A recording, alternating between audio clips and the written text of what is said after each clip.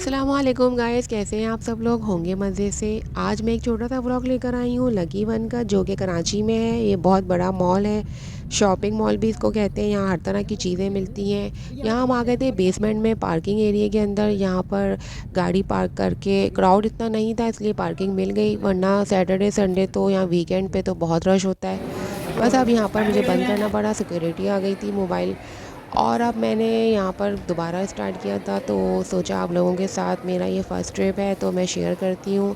Walking tour था मेरा, मैंने ऐसे ही यहाँ पर 1 घंटा गुजारना था। और मैंने यहाँ पर वैसे तो हमेशा ही रश होता है और सेल्स भी हमेशा 50 ऑफ पे चलती रहती हैं। ये बहुत बड़ा बना हुआ है। यहाँ पर जब मैचेस होते हैं तो यहाँ स्क्रीन भी लगती है और लोग बैठ के, यहाँ बहुत क्राउड होता है, देखते हैं।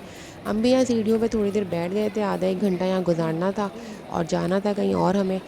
तो यहाँ पर इतना बड़ा होने की वजह से 3.4 मिलियन स्क्वायर फीट पे ये बना हुआ है।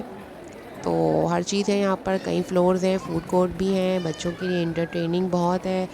और बहुत मज़ा आता है यहाँ जब भी आते हैं। बहुत सारी चीज़ें एक ही जगह पे मिल जाती हैं। कराची का सबसे लार्जेस्ट मॉल है ये इस वक्त, कराची का ही नहीं बल्कि पाकिस्तान का कहना चाहिए।